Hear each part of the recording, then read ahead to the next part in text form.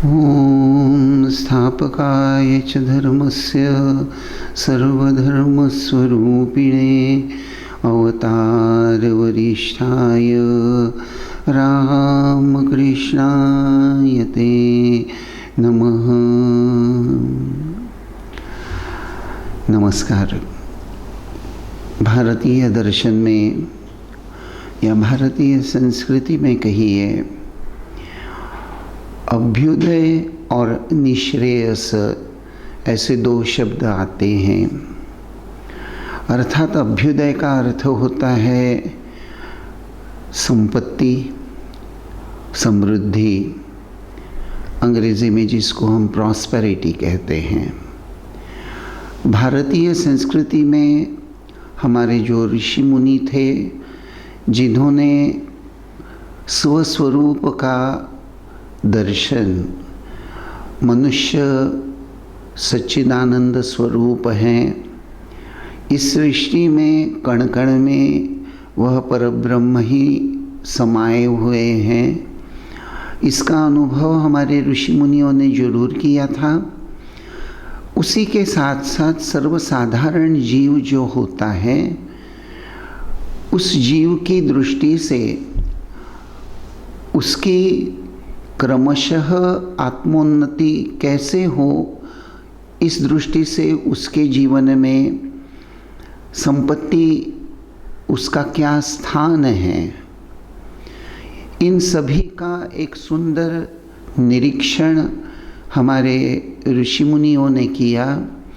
और जब उन्होंने भारतीय संस्कृति की नींव जो बनाई, एक तरह से जिसे हम कह सकते हैं framework of leading a simple and happy life, एक सुखी जीवन जीने के लिए उस दृष्टि से जीवन की एक पद्धति उन्होंने निर्दिष्ट की। और हमारे ऋषि मुनियों ने यह हमेशा से समझ लिया कि ये जो संपत्ति है, अर्थ है, उसका मनुष्य जीवन में एक स्थान है, निश्चित है। हमारे ऋषि मुनि संपत्ति को, लक्ष्मी जी को कभी हेय दृष्टि से नहीं देखते थे। इसलिए भारतीय संस्कृति में ये अभ्युदय और निःश्रेयस अर्थात भगवत प्राप्ति या मोक्ष प्राप्ति, इन दोनों को साथ साथ पकड़ पकड़ कर सर्वसाधारण जीव आत्मोन्नति की दृष्टि से प्रगत हो सकता है। अर्थात यह जो संपत्ति की बात आज मैंने आपके सामने उठाई कि मनुष्य, उसके जीवन में संपत्ति का एक निश्चित महत्व है, लेकिन संपत्ति प्राप्त करना यही जीवन का अंतिम लक्ष्य नहीं है। श्री रामकृष्ण देव के बहुत से ऐसे गृही शिष्य हैं, जब प्रारंभ में वे श्री रामकृष्ण देव के पास आना जाना उन्होंने शुरू किया, तो उस वक्त श्री रामकृष्ण देव के ईश्वरत्व को लेकर, उनके दिव्यत्व को लेकर उनके मन में कोई संदेह नहीं था। ये सभी गृही लोग श्रद्धावान थे, भक्तिमान थे, संसारी थे, उनके कंधों पर विविध सांसारिक जिम्मेदारियां थी। विविध परिस्थितियों में से वे उभर कर श्री रामकृष्ण देव के पास पहुँचे थे। कोई बहुत ही गरीबी की अवस्था में से गुजरता हुआ श्री रामकृष्ण देव के पास आया था, तो कोई बहुत अमीर घर का लड़का भी श्री रामकृष्ण देव के पास पहुंचकर आध्यात्मिक मार्गदर्शन प्राप्त करके धन्य हुआ था। तो ऐसा ही एक लड़का, जिसका वर्णन रामकृष्णानंद जी महाराज के, जो श्री रामकृष्ण देव के सन्यासी अंतरंग शिष्य थे, उनकी जो कहानी है, उनका जो स्मृति चारण है रामकृष्णानंद जी का, वहाँ हमको एक वर्णन प्राप्त होता है कि स्वामी रामकृष्णानंद जी भगिनी देव माता को यह बात बता रहे हैं कि एक ज़माना था, एक बहुत ही गरीब लड़का लगभग रोज़ ही श्री ठाकुर के दर्शन के लिए आया करता था, और जब भी वह आता था तो ठाकुर को अर्पण करने के लिए निश्चित रूप से कुछ खाने की चीज़, कोई पदार्थ वह लेकर ठाकुर के पास आया करता था, ठाकुर को अर्पण करता था। लेकिन आश्चर्य की बात हम लोगों को यह लगती थी कि श्री रामकृष्ण देव को वह पदार्थ अर्पण करने के बाद ठाकुर कभी उस पदार्थ को ग्रहण नहीं करते थे, उसको कभी नहीं खाते थे। और एक दिन तो ठाकुर ने स्पष्ट रूप से बोल ही दिया कि यह लड़का ये दरिद्री है, गरीब है, लेकिन उसे अमीर बनना है, वह चाहत हृदय में लेकर वो यहाँ आना जाना करता है। बोले अच्छा ठीक है, ये जो कुछ खाने की चीज़ लेकर आता है अक्सर मैं नहीं खाता, लेकिन आज थोड़ा खाकर देखता हूँ। ऐसा कहकर श्री रामकृष्ण देव ने उस लड़के ने जो पदार्थ, जो खाने की चीज़ ठाकुर के लिए लाई थी, उसमें से छोटा सा एक टुकड़ा निकालकर मुंह में डाल लिया, ग्रहण कर लिया। और यह हकीकत है कि आगे चलकर उस लड़के की आर्थिक परिस्थिति इस कदर बदलती गई, उन्नति होती गई, और एक समय आ गया कि यह दरिद्र लड़का कलकत्ते के एक अमीर आदमियों में से एक गिना जाने लगा। आप जानते हैं, यह गरीब लड़का जो अंतःकरण में अमीर बनने का सपना लेकर ठाकुर के पास आता था, उसका नाम है उपेंद्रनाथ मुखोपाध्याय। लेकिन एक बात यहाँ ज़रूर मैं आपसे कहना चाहूँगा कि जैसा मैंने कहा कि संपत्ति का मनुष्य के जीवन में एक स्थान है, तो यह संपत्ति जैसे मनुष्य को संसार बंधन में अधिक अधिक उलझाने का कारण बनती है, उसी तरह कभी कभी संपत्ति की चाहत जीव को परमात्मा के साथ जोड़ने का कारण बनती है। यह हम उपेंद्रनाथ मुखोपाध्याय का जीवन चरित्र जब अध्ययन करेंगे तो भली भांति हमें ये बात समझ में आ जाएगी। उपेंद्रनाथ मुखोपाध्याय का जन्म पश्चिम कोलकाता के अहिरी टोला मोहल्ले में 28 फरवरी 1868 में हुआ था। और वैसे वे बचपन से ही अपने मामा के घर में पले बढ़े थे। राधा बाज़ार में उनके मामा का घड़ी का एक दुकान था, और मामा की आर्थिक परिस्थिति बहुत ही गरीबी की ही थी। यानी जैसे तैसे 2 वक्त का खाना जुड़ जाता था। मामा निपुत्रिक थे और इसीलिए उन्होंने उपेंद्र को अपने बेटे के समान पाल पोस कर बड़ा किया था।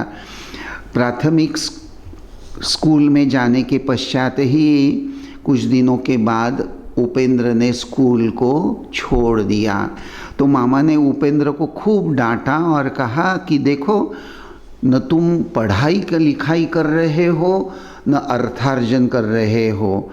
घर में बैठे बैठे क्या है, कुछ काम धंधा करो, नौकरी खोजो। और वाकई वैसे देखा जाए तो कच्ची उम्र में ही गरीबी के कारण ही उपेंद्र ने नौकरी खोज ली और किसी दवाई की दुकान में दवाई की बोतलों को धोने का काम उपेंद्र करने लगे। उसके बाद उन्होंने वह नौकरी छोड़कर दूसरे एक वृंदावन बसाक नाम के व्यक्ति थे, उनका एक पुस्तकालय था, किताब बेचने की दुकान थी। उस दुकान में साफ सफाई का काम और उन पुस्तकों को सजाना इत्यादि उस काम में उपेंद्र ने ये दूसरी नौकरी पकड़ ली।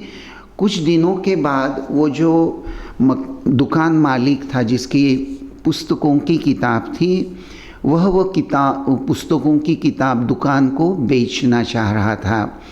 तो उपेंद्र ने वह पुस्तकों की दुकान उस ज़माने में 75 रुपया देकर खरीद ली।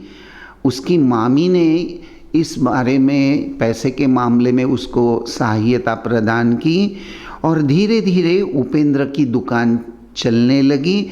3 महीने में ही उसने मामी का जो कर्जा उसको चुका दिया और इस कदर उपेंद्र का किताबों का पुस्तक विक्रेता के रूप में उसका बिजनेस चल पड़ा।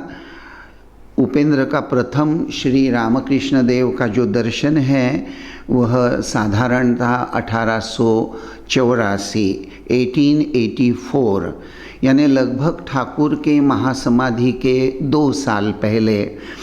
तब से जब से वह श्री रामकृष्ण देव के संपर्क में आया, संभवतः अधर सेन के घर में श्री रामकृष्ण देव से उसकी पहली मुलाकात हुई थी और उसके बाद में वह दक्षिणेश्वर में नियमित रूप से आना जाना उसने शुरू किया।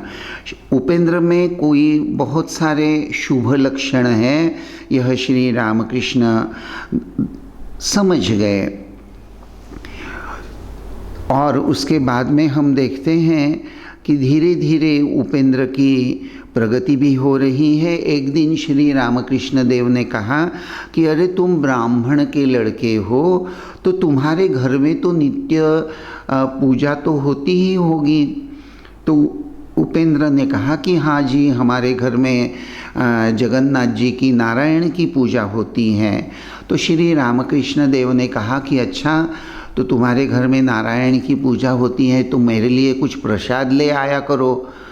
अर्थात श्री रामकृष्ण देव का इस तरह से खुद होकर प्रसाद का आग्रह व्यक्त करना उपेंद्र को बहुत आनंद हुआ और वह उसने घर में जाकर अपने मामी से यह बात बताई और ठाकुर के लिए नारायण का प्रसाद लेकर आया। उपेंद्र से प्रसाद प्राप्त होकर श्री रामकृष्ण बहुत ही आनंदित हो गए और इस तरह धीरे धीरे उपेंद्र वारंवार ठाकुर के यहाँ आने लगा। तो अन्य ठाकुर के जो भक्त थे उन सभी के साथ उनका परिचय हो गया और परिचय के साथ साथ भक्त लोग जब श्री ठाकुर को अपने घर में आमंत्रित कर छोटा छोटा उत्सव आयोजन किया करते थे, संकीर्तन आयोजन किया करते थे, तो उपेंद्र के मन में भी यह इच्छा जाग उठी कि अन्य भक्तों की तरह ठाकुर को मैं ज़्यादा कुछ अर्पण तो नहीं कर सकता, लेकिन अगर ठाकुर मेरे यहाँ आए तो बहुत अच्छा लगेगा। ऑफ कोर्स उपेंद्र के मन की यह बात अंतर्यामी श्री रामकृष्ण पहचान गए और उन्होंने कहा कि देखो, तुमको दुख करने की कोई ज़रूरत नहीं है। जब भी तुम दक्षिणेश्वर में मुझसे मिलने के लिए आ जाया करोगे तो 2 पैसे की जिलेबी ज़रूर ले आया करना। और तब से आगे चलकर हम देखते हैं कि 6 अप्रैल 1885 श्री रामकृष्ण देव उन्होंने देवेंद्र नाथ मुजुमदार जो हैं उनके घर में ठाकुर पधारे थे, वहाँ उपेंद्र भी उपस्थित हो गए। तो श्री ठाकुर ने उपेंद्र को अपनी चरण सेवा करने का विशेष अवसर उपेंद्र को उसका लाभ करवा दिया। उपेंद्र बड़े ही सुंदर दिखाई देने में गौरवर्ण बड़े बड़े तेजस्वी आँखें, सुंदर घुंघराले घने बाल, बड़े ही उद्यमशील और महत्वाकांक्षी थे। गरीबी क्या होती है उसका अनुभव उनको बहुत अच्छे से था और इसीलिए जब भी कोई नीडी गरजवंत जब भी कोई उपेंद्रनाथ देखते थे कि किसी को पैसे की ज़रूरत है या किसी अन्य वस्तु की आवश्यकता है, बहुत ज़रूरत में वह आदमी है, तो तुरंत मदद करने के लिए तत्पर हो जाते थे।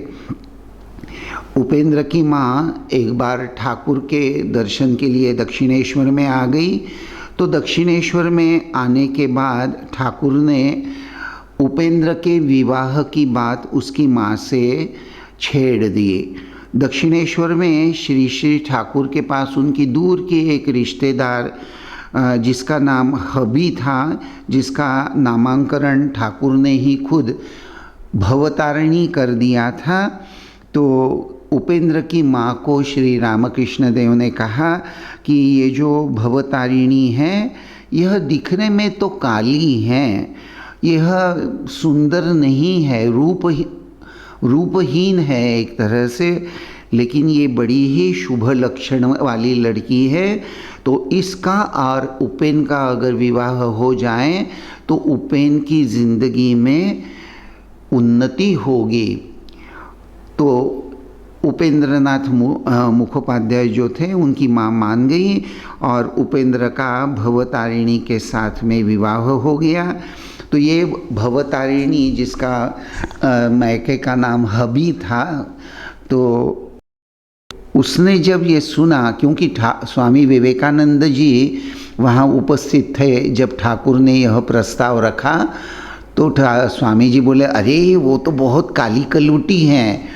तो यह बात जब भवतारिणी को पता हो गई कि स्वामी विवेकानंद अर्थात उस समय के नरेंद्रनाथ उसको काली कलूटी बोल गए हैं, तो स्वामी जी के साथ बहुत नाराज़ हो जाती थी। स्वामी जी जब भी आते थे तो वो कहती थी हाँ मैं तुमसे बात नहीं करूँगी, और स्वामी जी भी उसको खूब काली चुन्नी करके बहुत मजाक उड़ाया करते थे। तो उपेंद्र जो थे वे 1 जनवरी 1886 की घटना है। ठाकुर काशीपुर के उद्यान भवन में उस दिन कल्पतरु हो गए थे। उन्होंने अनेक भक्तों को आशीर्वाद प्रदान किया।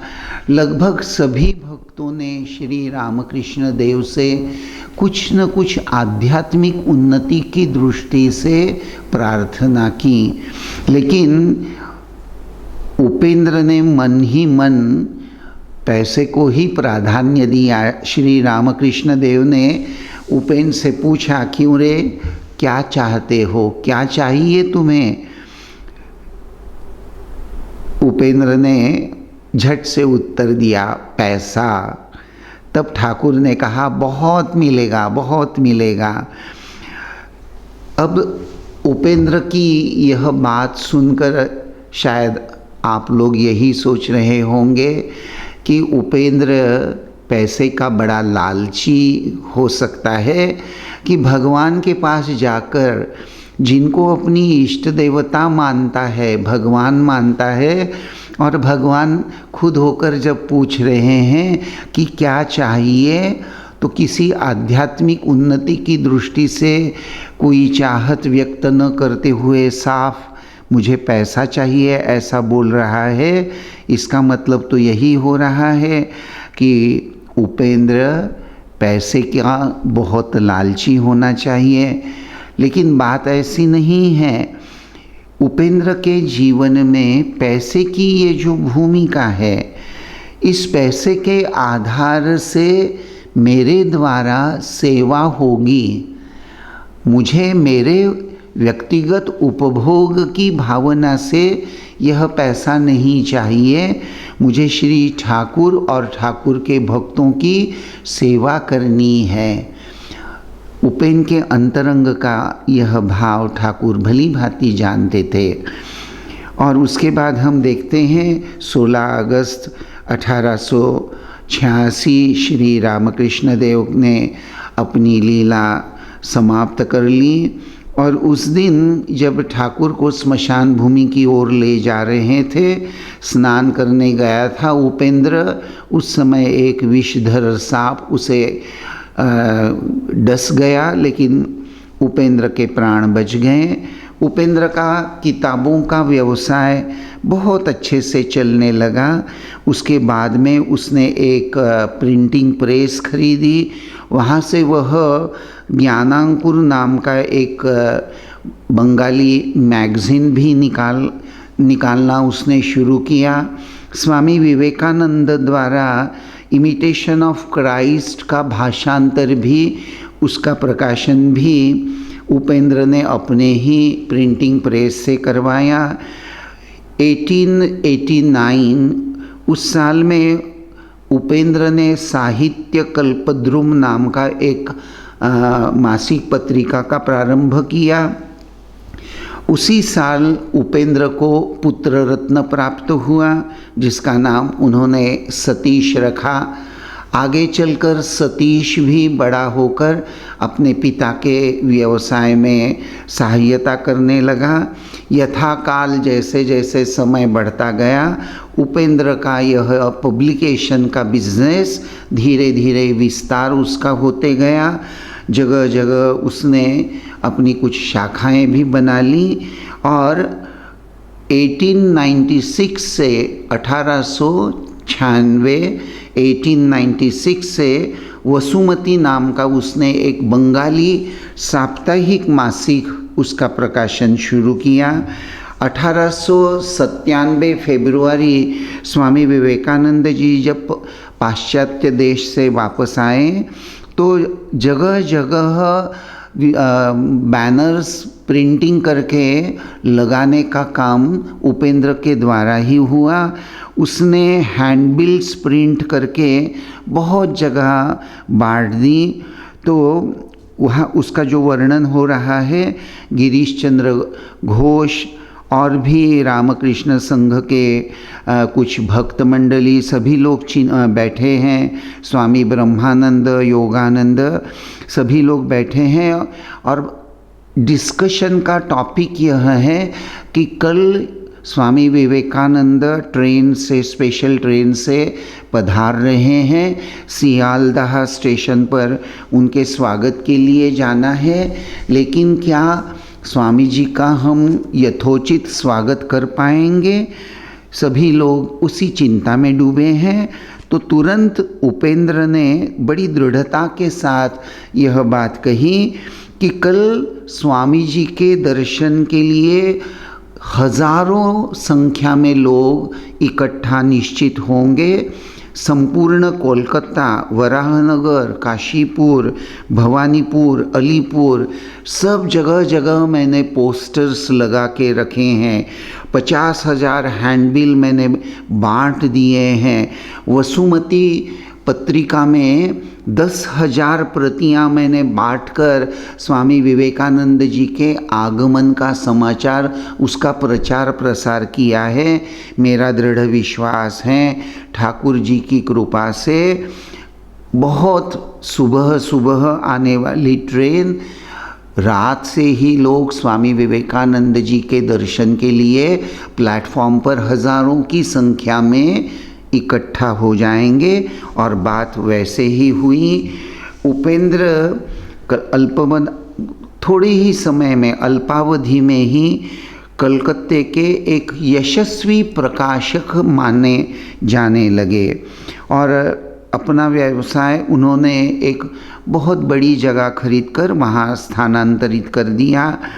इस तरह से वसुमती प्रकाशन एक प्रकार से शिक्षण मंदिर बन गया, क्योंकि उपेंद्रनाथ विशेष करके सांख्य, योग, वेदांत, तत्वज्ञान, उपनिषद, श्रीमद् भागवत, शंकराचार्य, कालिदास, भवभूति इत्यादि सब संस्कृत साहित्य ग्रंथों का और इन संस्कृत ग्रंथों का बंगाली अनुवाद, ये सभी प्रकाशन का कार्य उपेंद्र ने अपने जीवित काल में ही शुरू किया।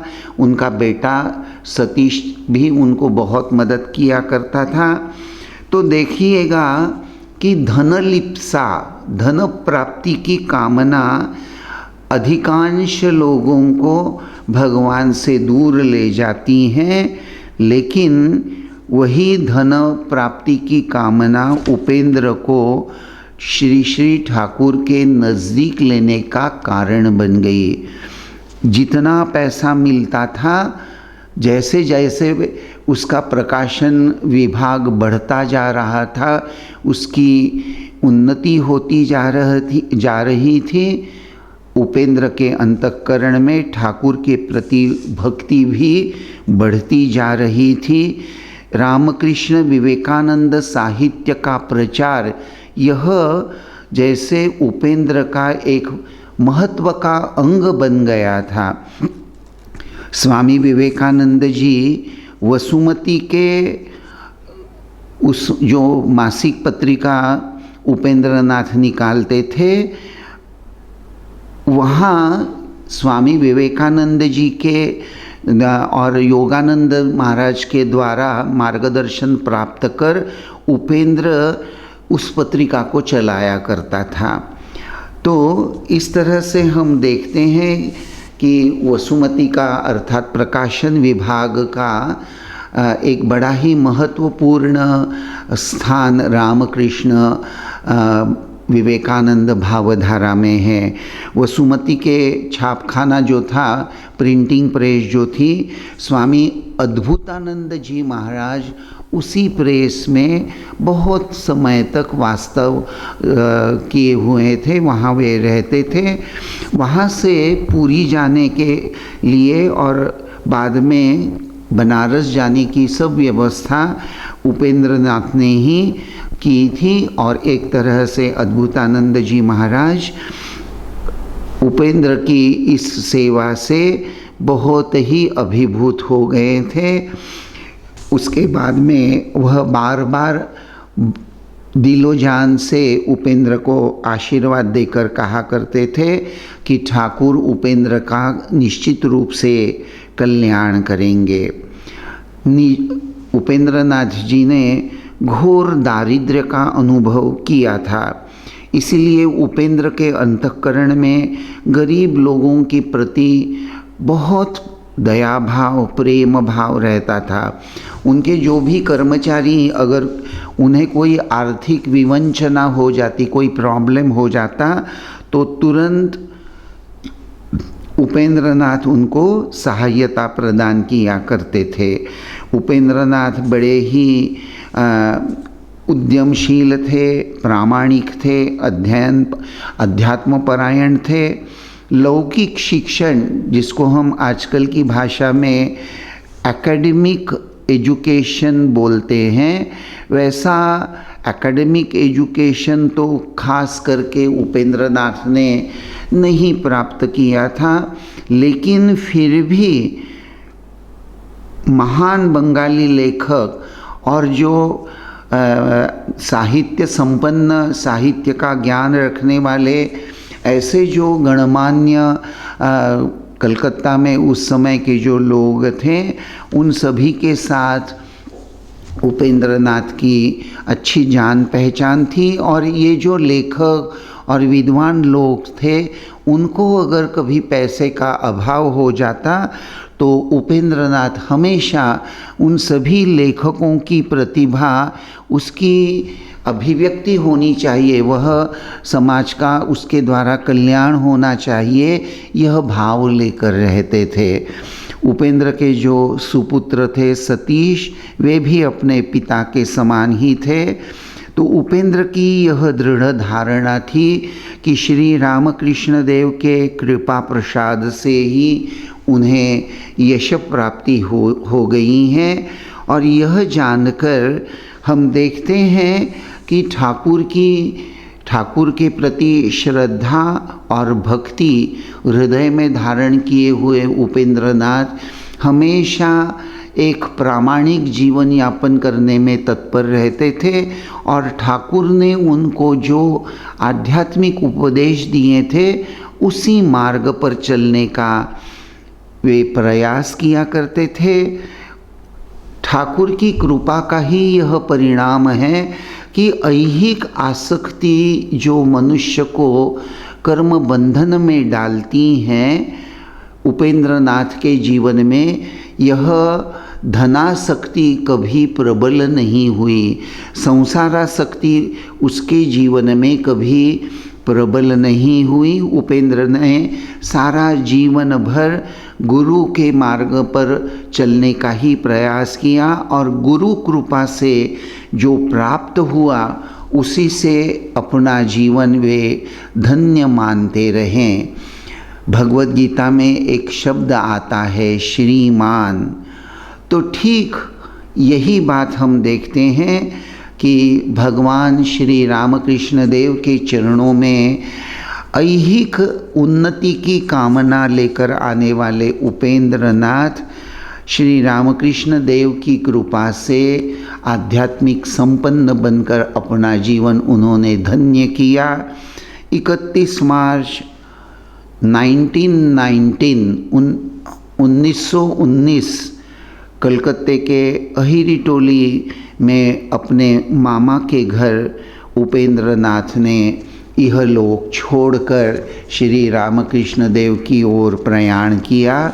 ये जो हम बोलते हैं गीता में जो यह बात आती है कि आर्त, अर्थार्थी, जिज्ञासु और ज्ञानी, 4 प्रकार के लोग ईश्वर की भक्ति करते हैं, ऐसा गीता में कहा है।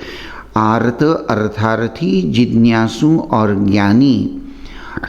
और भगवान श्री कृष्ण एक तरह से इन 4 प्रकार के भक्तों की प्रशंसा ही करते हैं, क्योंकि ये 4 प्रकार के भक्त, इनके जीवन में भगवान का अनन्य साधारण स्थान होता है। तो हम उपेंद्र नाथ मुखोपाध्याय के जीवन में यह बात खूब ही भली भांति स्पष्ट रूप से देखते हैं कि एक आर्त और अर्थार्थी होते हुए उपेंद्र नाथ भगवान की कृपा से आत्मोन्नति करते हुए दिव्य लोक चले गए। भगवान की कृपा सब पर होती है। आर्त, अर्थार्थी, जिज्ञासु और ज्ञानी। तो आइए भगवान के चरणों में प्रार्थना करते हैं कि श्री श्री रामकृष्ण देव की कृपा से हमारा जीवन भी धन्य हो जाए। ओम शांति शांति शांति। हरि ओम तत्सत। श्री राम कृष्णार्पणमस्तु।